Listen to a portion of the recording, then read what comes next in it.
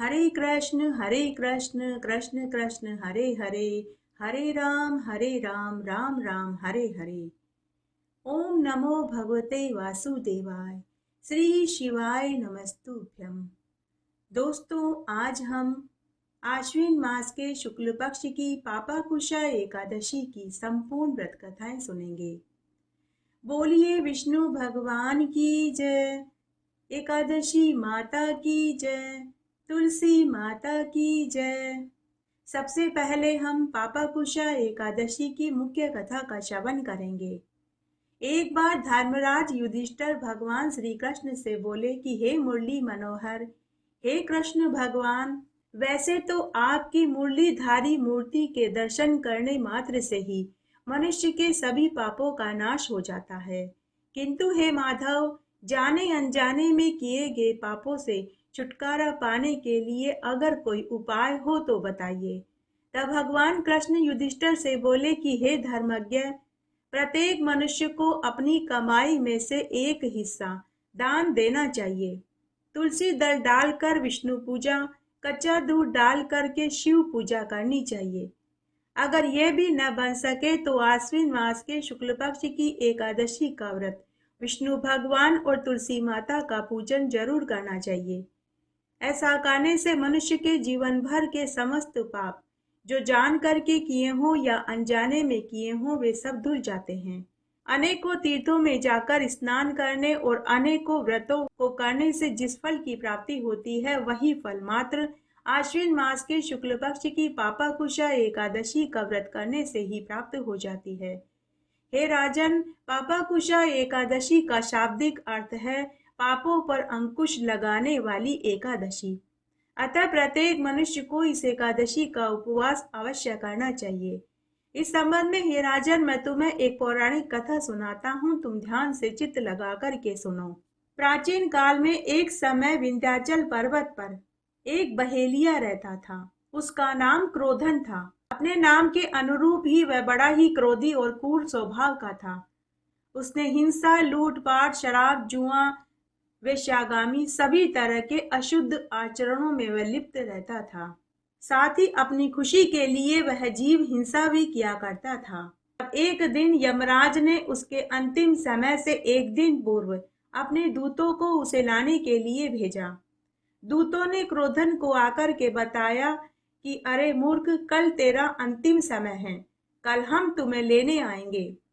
मृत्यु के भय से क्रोधन अंगिरा ऋषि के आश्रम में पहुंचा। उसने अंगिरा ऋषि को अपने बारे में पूरा सच बता दिया और कहा कि हे मुनिवर, मैंने अपने पूरे उम्र में सभी तरह की पाप हिंसाएं करी, चोरी चकारी करी, झूठ बोला, जीव हिंसा करी और वेश्यागामी में लिप्त रहा। कृपया करके अब आप मुझे कोई एक ऐसा उपाय बताइए जिससे कि मैं अपने कुछ पापों को धो सकूं। ऋषि को उसके ऊपर दया आ गई। ऋषि ने कहा कि तेरे भाग्य से आज आश्विन मास के शुक्ल पक्ष की पापाकुशा एकादशी है। तू पापाकुशा एकादशी का व्रत पूरे विधि विधान से कर, भगवान विष्णु का पूजन कर और रात्रि जागरण कर। ऐसा करने से तेरे जीवन भर के सभी पाप धुल जाएंगे। क्रोधन ने अंगिरा ऋषि के बताए अनुसार पापाकुशा एकादशी का विधि विधान से व्रत और पूजन किया, रात्रि जागरण में समय बिताया। इस एकादशी के व्रत के प्रताप से जब उसकी मृत्यु हुई तो उसे लेने के लिए यमदूत नहीं बल्कि विष्णु दूत उसे लेने आए। भगवान कृष्ण कथा का विसर्जन करते हुए युधिष्ठिर से बोले कि हे राजन, यह मैंने तुम्हें पापाकुशा एकादशी का महात्म्य और इसकी कथा सुनाई। अतः तुम्हें भी इस एकादशी का व्रत पूरे विधि विधान से करना चाहिए। आइए अब हम एकादशी की एक अन्य कथा का श्रवण करते हैं। एक राजा के दो रानियां थी। राजा की बड़ी रानी बड़ी ही धार्मिक प्रवृत्ति की थी। वह भगवान विष्णु और माता लक्ष्मी की परम भक्त थी।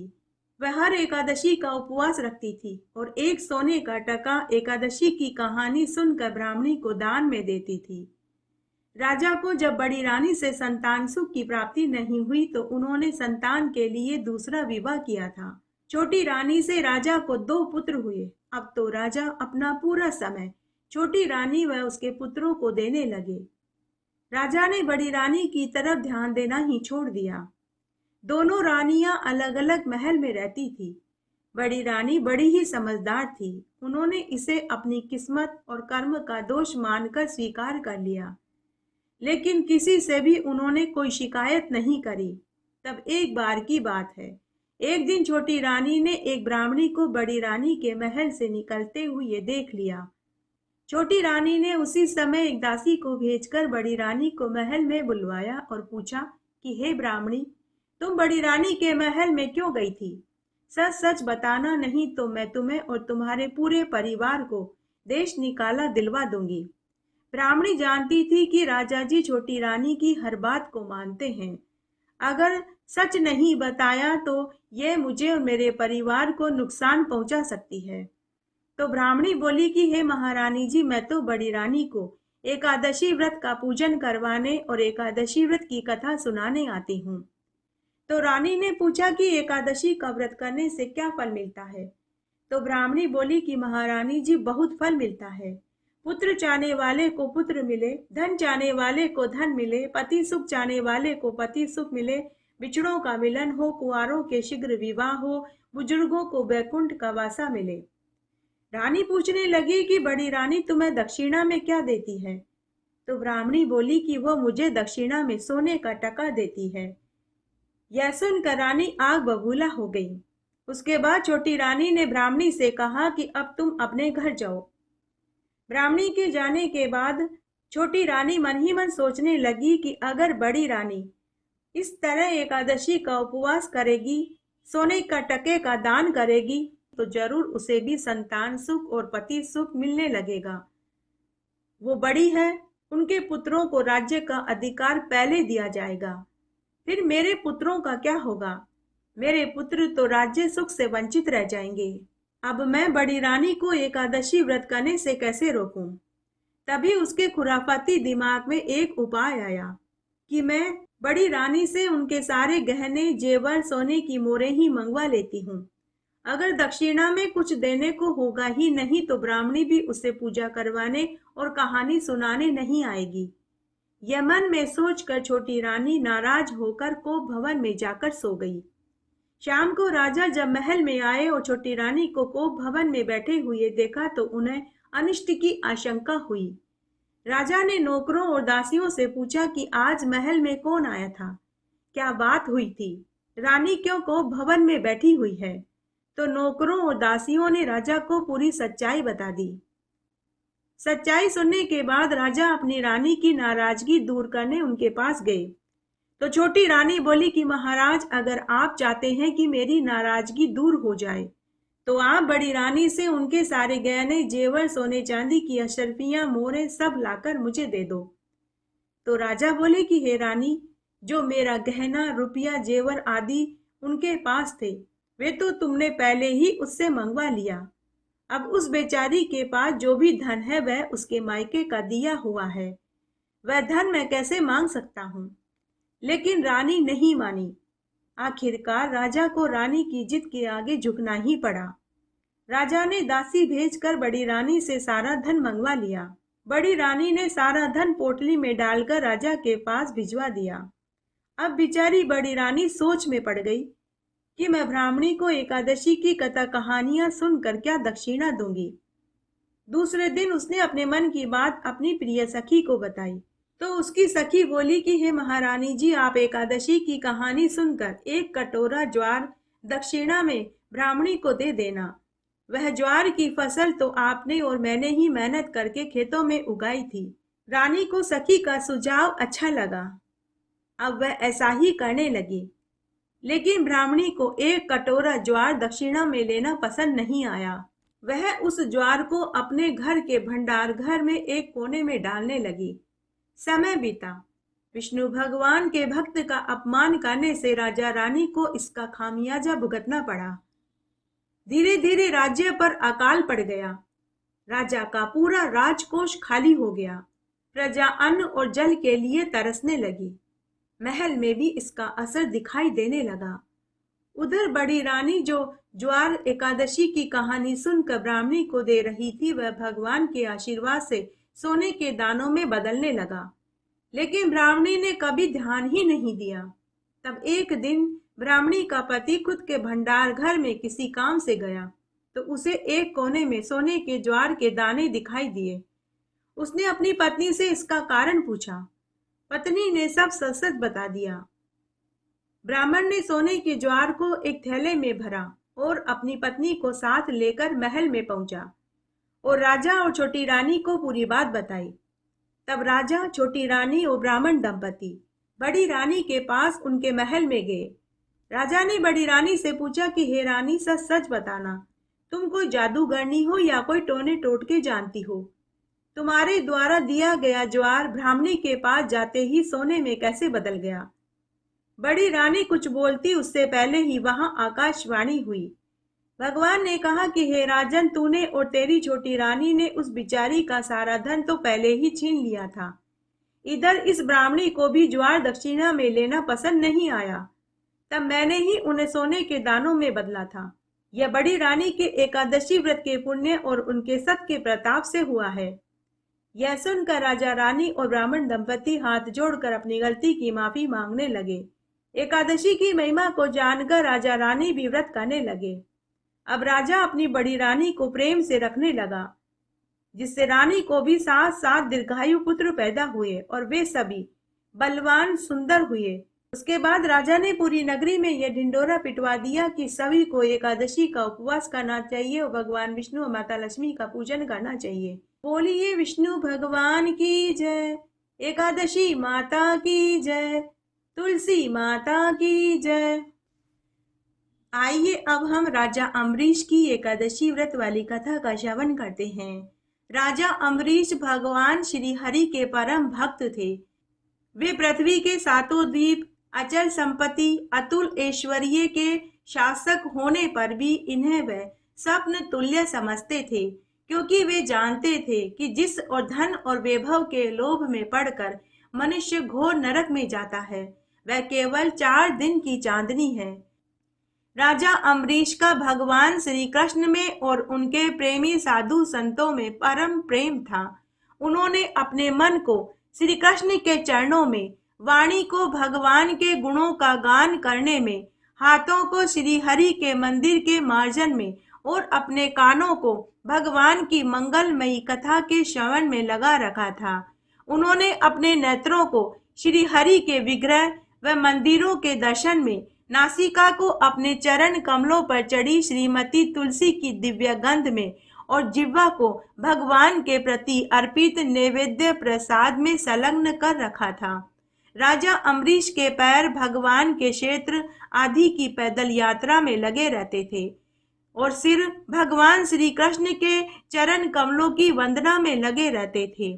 इस प्रकार उन्होंने अपने सारे कर्म, यज्ञ, पुरुष, इंद्रियातीत भगवान के प्रति उन्हें सर्वात्मा एवं सर्व रूप समझकर समर्पित कर दिए थे और भगवत भक्त ब्राह्मणों की आज्ञा के अनुसार वे इस पृथ्वी का शासन करते थे। उन्होंने बड़ी बड़ी दक्षिणा वाले अनेकों अश्वमेध यज्ञ करके यज्ञ अधिपति भगवान की आराधना की थी। उनकी प्रजा महात्माओं के द्वारा गाए हुए भगवान के उत्तम चरित्रों का बहुत सम्मान करती थी। किसी समय बड़े प्रेम से श्रवण करती, किसी समय उनका गान करती। इस प्रकार उनके राज्य के मनुष्य देवताओं के अत्यंत प्यारे स्वर्ग की भी इच्छा नहीं करते थे। राजा अम्बरीश की अनन्य प्रेममयी भक्ति से प्रसन्न होकर भगवान ने उनकी रक्षा के लिए सुदर्शन चक्र को नियुक्त कर रखा था, जो विरोधियों को भयभीत करने वाला एवं भगवत भक्तों की रक्षा करने वाला है। तब एक बार उन्होंने अपनी पत्नी के साथ भगवान श्री कृष्ण की आराधना के लिए 1 साल तक द्वादशी प्रधान एकादशी व्रत करने का नियम धारण किया। व्रत की समाप्ति होने पर कार्तिक महीने में उन्होंने 3 रात का उपवास किया और एक दिन यमुना जी में स्नान करके भगवान श्री कृष्ण की पूजा करी। उसके बाद पहले ब्राह्मणों को स्वादिष्ट और अत्यंत ही गुणकारी भोजन करवाकर 60 करोड़ गायें दान में दी। जब ब्राह्मणों को सब कुछ दान में दे दिया, तब राजा ने उन लोगों से आज्ञा लेकर व्रत का पारण करने की तैयारी करने लगे कि उसी समय शाप और वरदान देने में समर्थ दुर्वासा मुनि उनके यहाँ आए। राजा अम्बरीश उन्हें देखते ही उठकर खड़े हो गए, आसन देकर बैठाया और उनके चरणों में प्रणाम करके भोजन करने की प्रार्थना करने लगे। दुर्वासा मुनि ने भी राजा अम्बरीश की प्रार्थना स्वीकार कर ली और उसके बाद आवश्यक कर्मों से निवृत्त होने के लिए यमुना नदी के तट पर चले गए। वे ब्रह्मा का ध्यान करते हुए यमुना के पवित्र जल में स्नान करने लगे। इधर द्वादशी तिथि केवल घड़ी भरी शेष रह गई थी। धर्मज्ञ अम्बरीश ने धर्म संकट में पड़कर ब्राह्मणों के साथ सलाह मशवरा किया। उन्होंने कहा कि हे ब्राह्मणों, ब्राह्मण को बिना भोजन कराए सम भोजन करना और द्वादशी रहते पारण न करना दोनों ही पाप दोष है। इसलिए इस समय ऐसा करने में मेरी भलाई हो और मुझे पाप न लगे, ऐसा काम बताइए। तब ब्राह्मणों के साथ विचार विमर्श किया तो ब्राह्मणों ने कहा कि हे महाराज, जल पीना भोजन भी है और नहीं भी है, इसलिए आप जल पीकर पारण कर लीजिए। ऐसा निश्चय करके राजा ने भगवान का ध्यान करके जल पीकर व्रत का पारण कर लिया और दुर्वासा मुनि के आने की प्रतीक्षा करने लगे। उसी समय दुर्वासा मुनि यमुना तट से लौट आए। जब राजा आगे आए तो उन्होंने अपने अंतर चक्षु से पता लगा लिया कि इस राजा ने मुझे भोजन कराए बिना ही सम भोजन खाकर व्रत का पारण कर लिया है। यह जानकर दुर्वासा मुनि क्रोधित हो गए। उन्होंने राजा से कहा कि हे दुष्ट पापी, तू अपने धन के अभिमान में मतवाला हो रहा है। भगवान की भक्ति तो तुझे छू तक नहीं गई। तू अपने आप को बड़ा समझता है। आज तूने धर्म का उल्लंघन किया है। तूने मुझे भोजन के लिए आमंत्रित किया और मुझे भोजन कराए बिना ही तूने सम पहले भोजन खा लिया। अच्छा देख, अब मैं तुझे मजा चखाता हूँ। ऐसा कहते ही उन्होंने अपनी एक जटा उखाड़ी और धरती पर दे मारी। इससे वहां एक कृत्या राक्षसी उत्पन्न हो गई। वह आग के समान जलती हुई हाथ में तलवार लेकर राजा अम्बरीश को मारने के लिए दौड़ पड़ी। परम पुरुष परमात्मा ने अपने सेवक की रक्षा के लिए पहले से ही सुदर्शन चक्र नियुक्त कर रखा था। जैसे आग क्रोध से घुर्राते हुए सांप को भस्म कर देती है, वैसे ही सुदर्शन चक्र ने दुर्वासा मुनि के द्वारा पैदा की गई कृत्या राक्षसी को जलाकर ढेर कर दिया।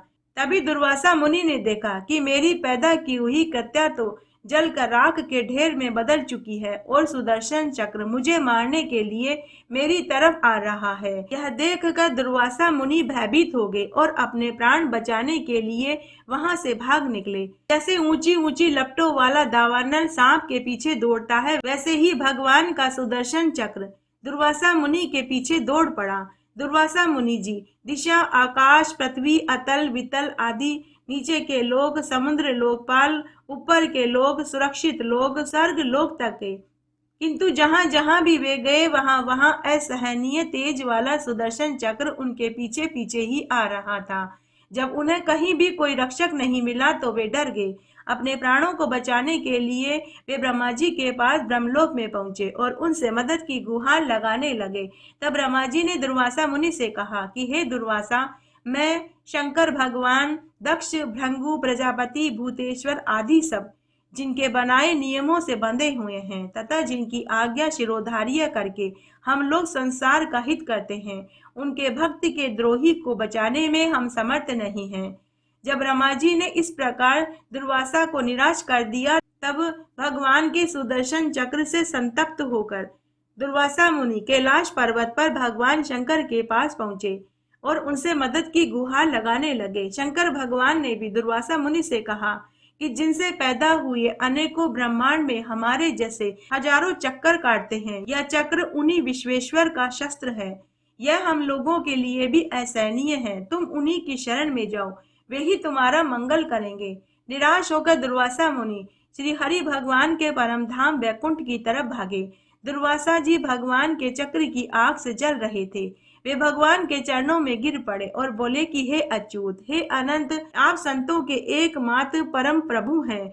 आप संपूर्ण जगत के जीवन दाता हैं। मैं अपराधी हूँ, आप मेरी रक्षा कीजिए। आपका परम प्रभाव न जानने के कारण ही मैंने आपके प्रिय भक्त अम्बरीश का अपमान किया। हे प्रभु, अब आप मुझे अपने सुदर्शन चक्र से बचाइए। श्री भगवान ने कहा कि हे दुर्वासा, मैं सर्वदा भक्तों के अधीन हूँ। मुझ में तनिक भी स्वतंत्रता नहीं है। जो भक्त स्त्री, पुत्र, गृह, गुरुजन, प्राण, धन, इहलोक परलोक सबको छोड़कर केवल मेरी शरण में आ जाते हैं, ऐसे भक्तों को मैं छोड़ने का संकल्प भी कैसे कर सकता हूँ। इसमें संदेह नहीं है कि ब्राह्मणों के लिए तपस्या विद्या परम कल्याण के साधन है, परंतु यदि ब्राह्मण उद्दंड और अन्यायी हो जाए तो वे ही दोनों उल्टा फल देने लगते हैं। हे दुर्वासा मुनि सुनिए, मैं आपको एक उपाय बताता हूँ जिसका अनिष्ट करने से आपको इस विपत्ति में आना पड़ा है। आप वापस उसी राजा के पास जाइए, उससे क्षमा याचना कीजिए। अगर वह क्षमा कर दे तो वह सुदर्शन चक्र को आपकी तरफ जाने से रोक सकता है, अन्यथा मैं आपकी कोई मदद नहीं कर सकता। सुदर्शन चक्र की ज्वाला से जलते हुए दुर्वासा मुनि राजा अम्बरीश के पास पहुंचे और अत्यंत दुखी होकर राजा अम्बरीश के पैर पकड़ लिए। दुर्वासा मुनि जी की यह चेष्टा देखकर उनके चरण पकड़ने से लज्जित होकर राजा अम्बरीश भगवान के सुदर्शन चक्र की स्तुति करने लगे। राजा अम्बरीश ने कहा कि हे प्रभु सुदर्शन, आप अग्नि स्वरूप हैं, भगवान के प्यारे, हजार दांत वाले चक्रदेव, मैं आपको नमस्कार करता हूँ। समस्त अस्त्र शस्त्रों को नष्ट कर देने वाले पृथ्वी के रक्षक, आप इन ब्राह्मण की रक्षा कीजिए। आप कृपा करके हमारे कुल के भाग्य उदय के लिए दुर्वासा मुनि का कल्याण कीजिए।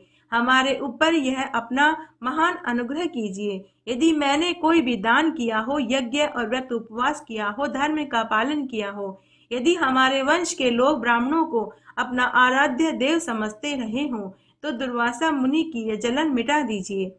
भगवान समस्त गुणों के एकमात्र आश्रय स्थल है। यदि मैंने समस्त प्राणियों के आत्मा के रूप में उन्हें देखा हो और वे मुझ पर प्रसन्न हो, तो दुर्वासा मुनि के हृदय की सारी जलन मिट जाए। जब राजा अम्बरीश ने दुर्वासा मुनि को सब ओर से जलाने वाले भगवान के सुदर्शन चक्र की इस प्रकार स्तुति करी, तब उनकी प्रार्थना से सुदर्शन चक्र शांत हो गया और पुनः हरि के पास चला गया। जब दुर्वासा सुदर्शन चक्र की आग से मुक्त हो गए और उनका चित्त शांत हो गया, तब वे राजा अम्बरीश को अनेकों अनेक उत्तम आशीर्वाद देते हुए उनकी प्रशंसा करने लगे।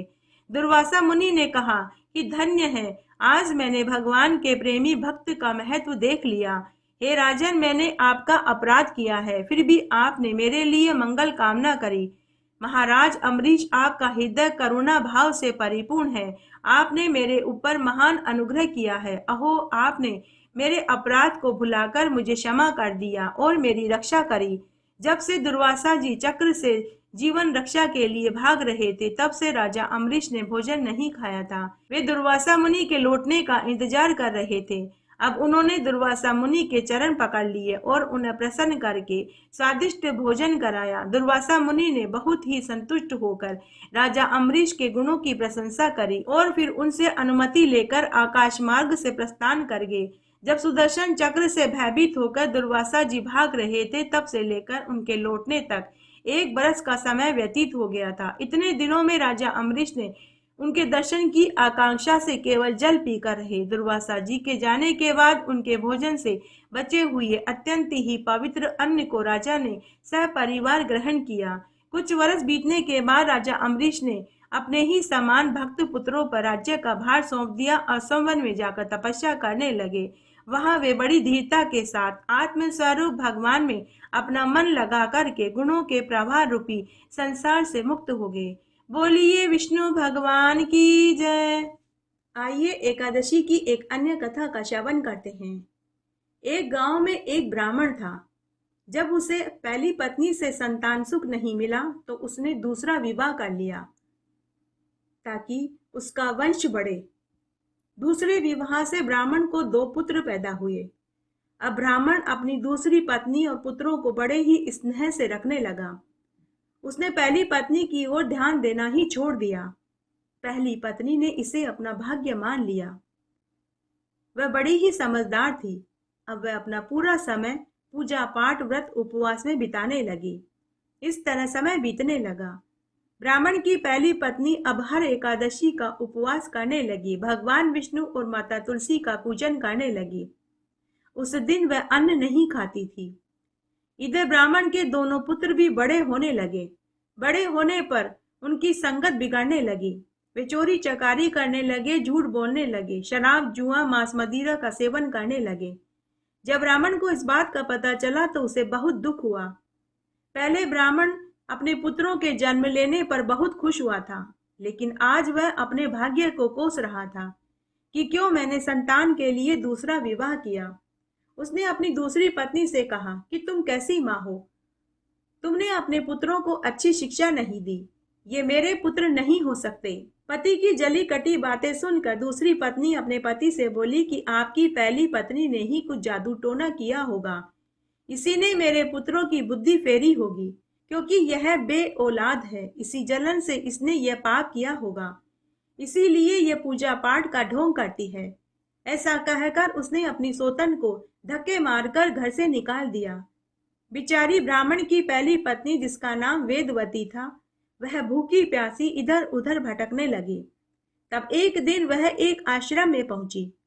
वहां उसे एक महात्मा जी मिले। वेदवती ने उन्हें अपना सारा दुख सुनाया। महात्मा जी ने उसे आश्रम में ही रख लिया और उसे अपनी शिष्या बना लिया। उस आश्रम में अनेक शिष्य और शिष्याएं रहती थी। गुरुजी रोज सुंदर सुंदर ज्ञान पूर्वक बातें प्रवचन में सुनाते थे। कुछ ही दिनों में वेदवती को गुरुजी ने साध्वी का दर्जा दे दिया। अब वह भी आश्रम में प्रवचन सुनाने लगी। एक दिन जब वह प्रवचन दे रही थी तो वहां उसने अपने पूर्व पति को बैठे हुए देखा, लेकिन अब वह बहुत आगे निकल चुकी थी। उसने प्रवचन जारी रखा। वह प्रवचन में कह रही थी कि ब्राह्मण का स्थान देवी देवता के तुल्य होता है, उसका स्थान देवता की जगह होता है। ब्राह्मण का पुत्र भी ब्राह्मण ही समझना चाहिए। ब्राह्मण वह है जिसके हृदय में गुरु, देवता, माता पिता और अतिथि के प्रति भक्ति होती है, जो दूसरों को भक्ति मार्ग की ओर अग्रसर करता है, पुराणों की कथा सुनाकर के धर्म का प्रचार प्रसार करता है। ब्राह्मण के सुबह सुबह दर्शन कर लेने मात्र से ही अश्वमेध यज्ञ करवाने जितना फल प्राप्त हो जाता है। ब्राह्मण देवताओं का भी देवता है। संसार में उसकी जगह और कोई नहीं ले सकता। वह साक्षात धर्म की मूर्ति है। वह सबको मोक्ष का मार्ग प्रशस्त करवाता है। एक बार नारद मुनि जी ने विष्णु भगवान से पूछा था कि हे प्रभु, किसकी पूजा करने से आपको सबसे अधिक प्रसन्नता प्राप्त होती है? तो भगवान लक्ष्मी नारायण ने कहा था कि हे नारद, जो मनुष्य ब्राह्मण की सेवा करता है, उनसे पांव छूकर आशीर्वाद लेता है, वह व्यक्ति मुझे सबसे अधिक प्रिय है, क्योंकि ब्राह्मण के शरीर में सदा विष्णु भगवान का वास होता है। जिस व्यक्ति के घर से ब्राह्मण निराश नहीं लौटता, उसके समस्त पापों का नाश हो जाता है। उस व्यक्ति को उसके कुल देवता के साथ पितरों का भी आशीर्वाद प्राप्त होता है। सुपात्र ब्राह्मण को एकादशी के दिन दान दिया जाता है तो वह अक्षय फल प्रदान करता है। उसका फल कई जन्मों जन्मों तक मिलता है। जिसके घर में ब्राह्मण की चरण धूलि पड़ती है वह पवित्र हो जाता है।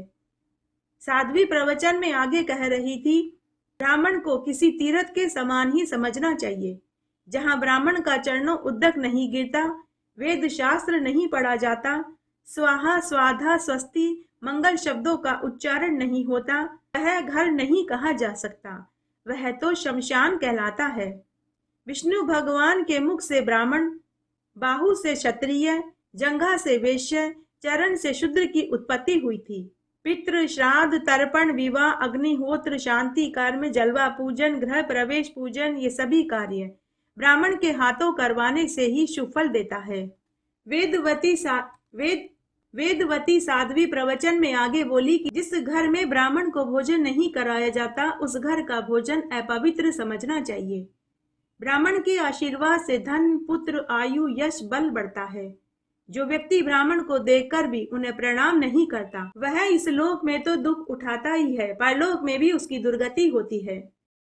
जगत के पालनहार, गो ब्राह्मण के रक्षक भगवान श्री कृष्ण जी कोटि कोटि इनकी वंदना करते हैं।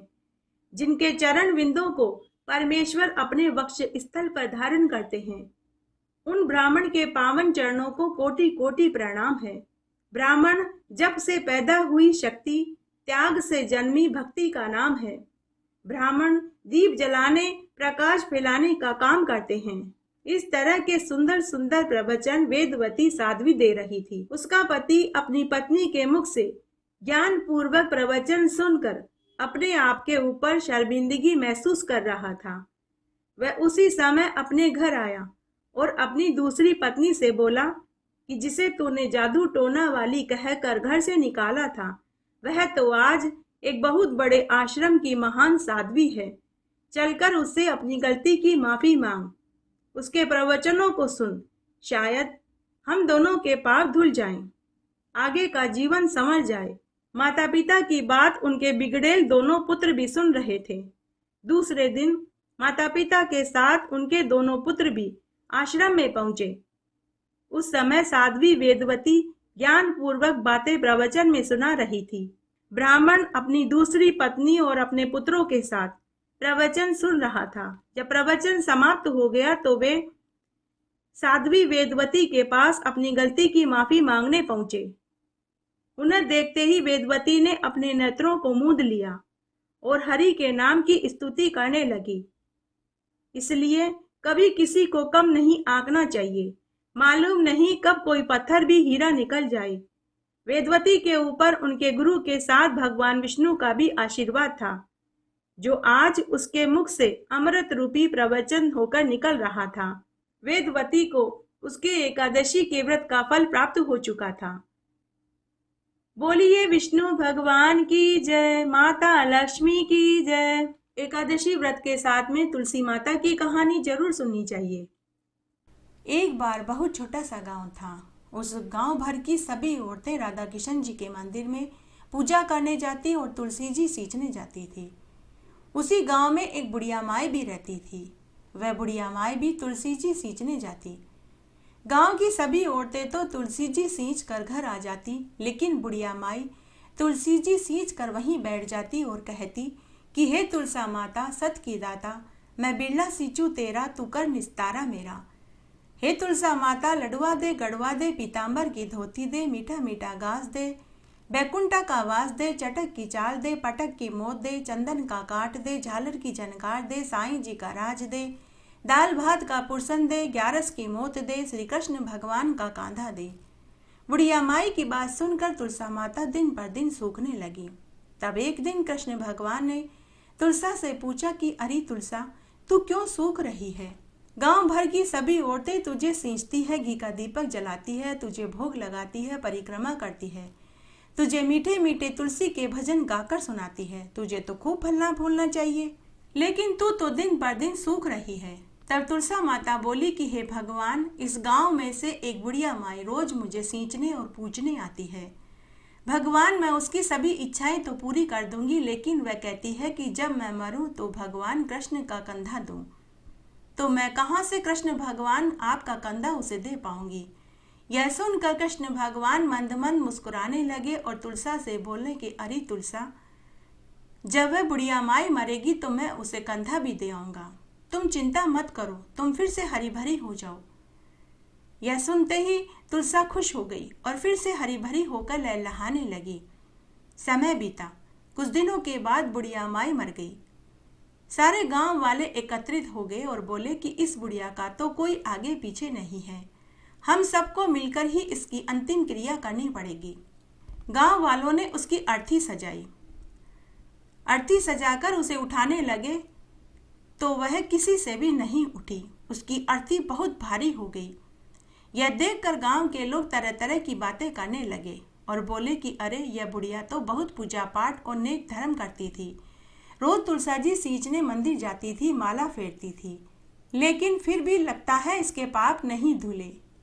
यह तो पापन थी, इसीलिए इसकी अर्थी इतनी भारी हो गई है।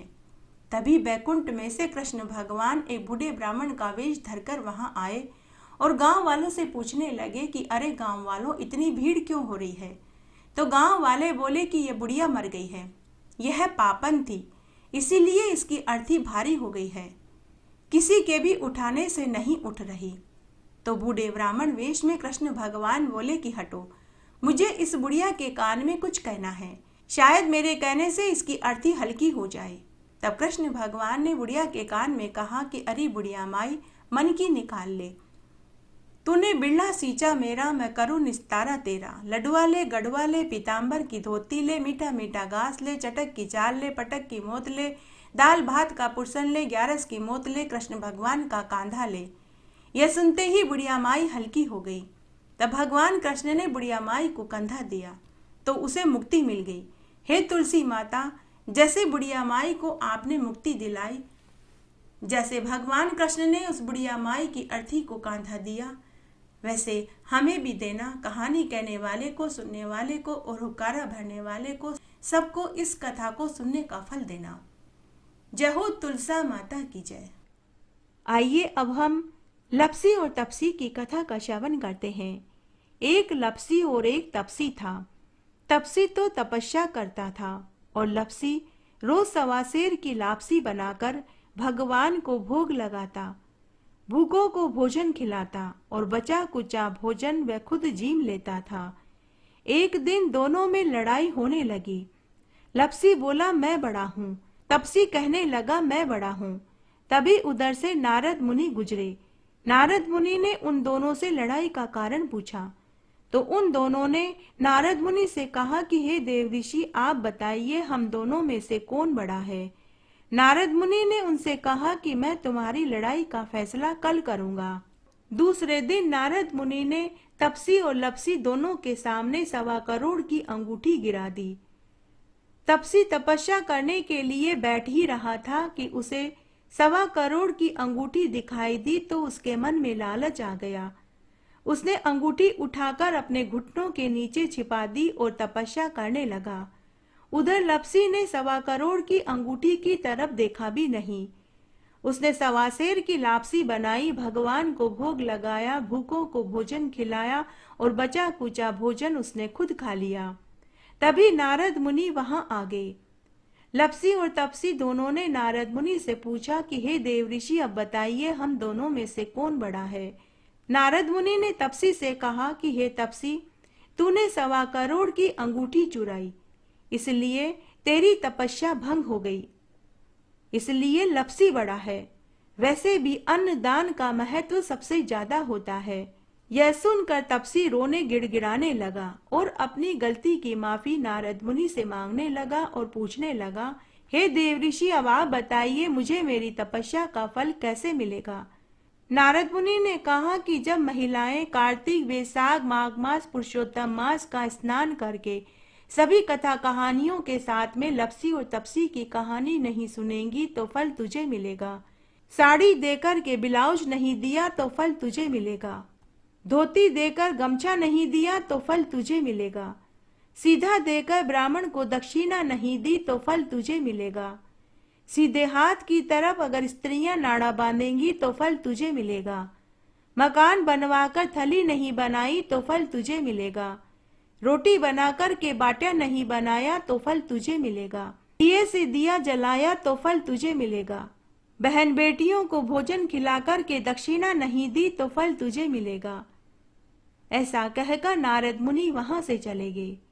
इसलिए सभी कथा कहानियों और व्रत में तपसी और लपसी की कहानी जरूर सुननी चाहिए। बोलिए विष्णु भगवान की जय, माता लक्ष्मी की जय।